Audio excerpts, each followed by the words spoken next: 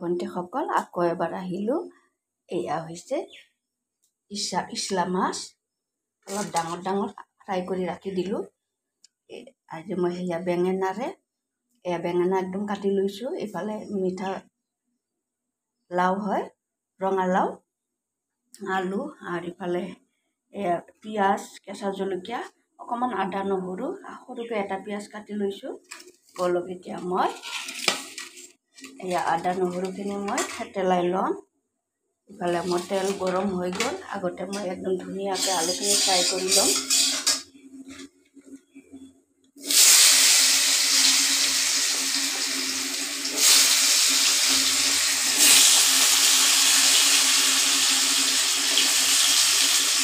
ধুনীয়াকৈ ফ্ৰাই হ'বলৈ দিওঁ। এতিয়া এই নহৰু আৰু আদাখিনি অকণমান থেতলাই ল'ম।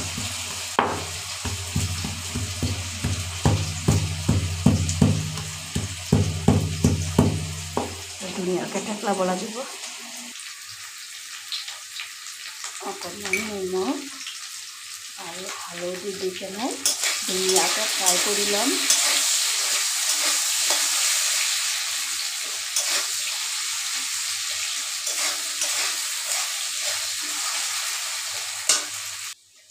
আলুখিনি ধুনীয়াকৈ সিজি গ'ল। এতিয়া মই আলুখিনি উঠাই ল'ম।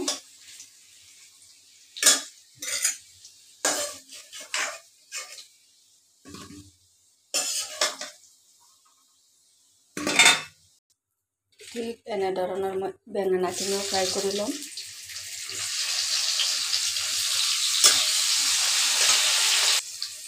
বেঙেনাখিনি ধুনীয়াকৈ ফ্ৰাই হৈ গ'ল। এতিয়া উঠাই ল'ম।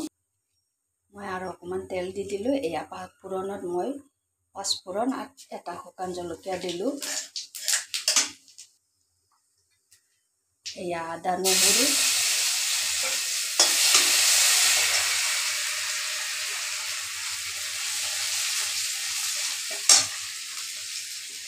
কাটি ৰখা পিঁয়াজ,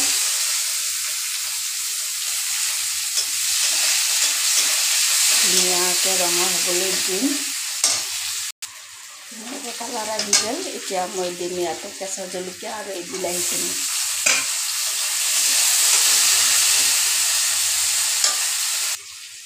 এতিয়া মই ৰঙালাওখিনি ইয়াত দি দিম।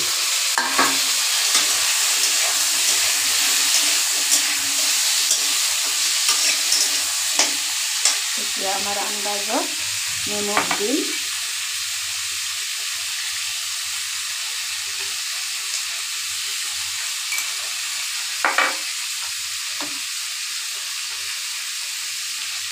হালধি,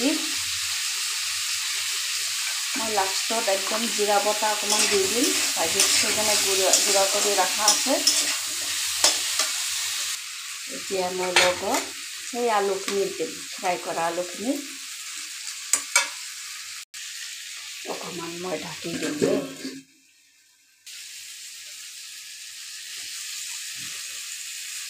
আলু আৰু মিঠা কোমোৰা একদম সিজি গ'ল। এতিয়া মই পানী দিম অকণমান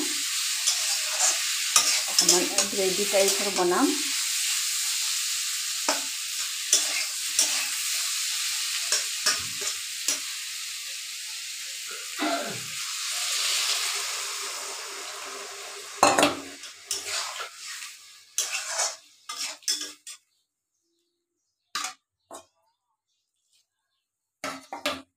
হৈ গ'ল পানী দিয়া মোৰ আন্দাজত। আঞ্জাখিনি বলক আহিবলৈ ধৰিছে। এতিয়া মই সেয়া বেঙেনা আৰু এই ইছা মাছখিনি দি দিম।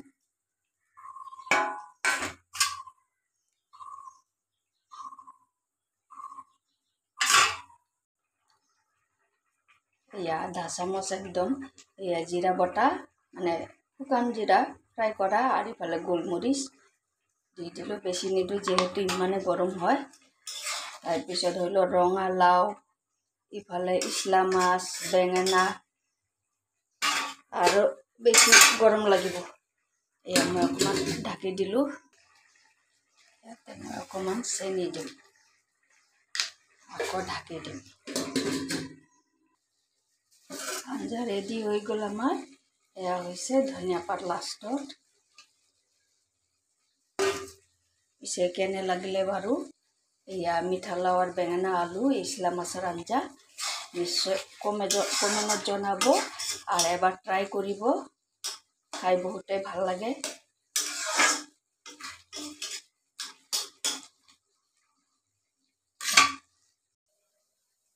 মাছ ভাজি রাখি থোৱা থালতে মই পৰিবেশন কৰি একদম ৰেডি আজি ইমানে আকৌ নেক্সট ভিডিঅ'তে দেখা পাম আপোনালোকৰ লগত টাটা বাই বাই